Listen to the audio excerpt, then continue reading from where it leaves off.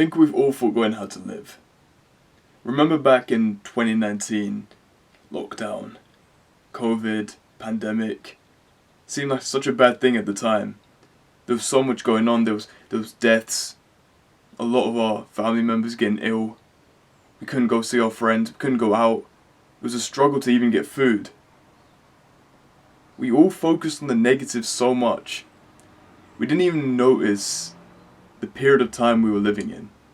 First of all, man, my name is Vanch, and I could lie to you, say I have all the self-improvement answers, I know everything that is to do with it, but I don't. I don't have all the answers to any of the questions you might ask me. But I have the answers that younger me would have asked and would have wanted to know that I've answered now. And maybe there's some advice in the videos that I make that is relevant to you. So click on the subscribe, the post notifications. I know it's a really YouTuber-esque thing to say, but do it, because it's a win-win for me and you. You'll see more videos like this, you'll be surrounded in an environment where people are trying to get you to improve.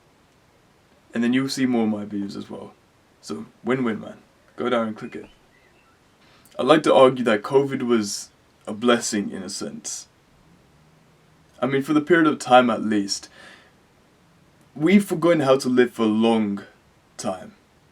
Even before COVID happened, we weren't exactly sure what it was to actually live life. But when COVID did hit, and we were restricted into such a small area, everyone started getting creative. Everyone started trying new things, gaining new skills. Everyone watering their plants, reading, sitting outside. Most of the people were off social media, which is a lot to say for the least when you think about now. You even noticed it in your favorite YouTubers.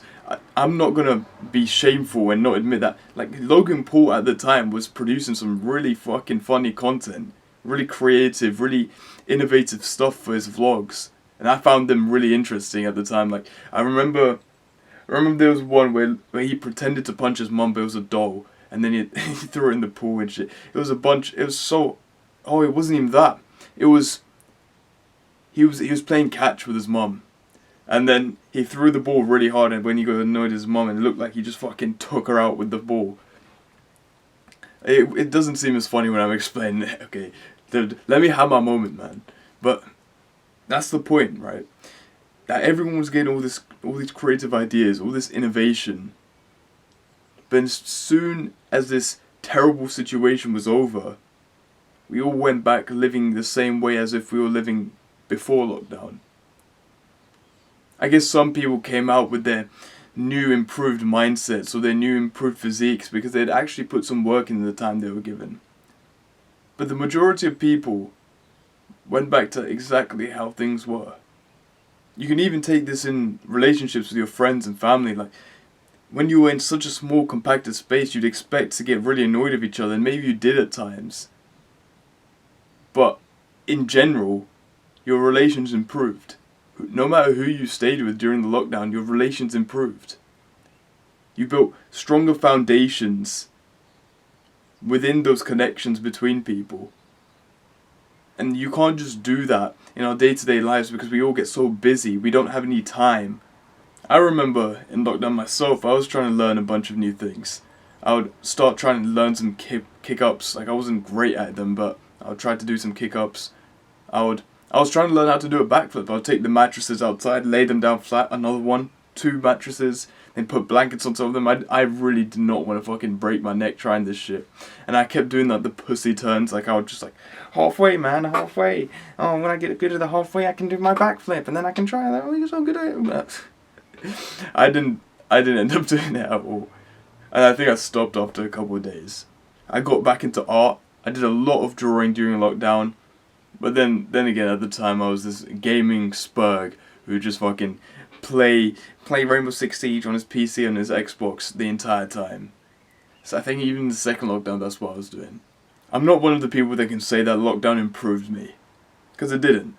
I didn't do anything special or innovative or life-changing in those years.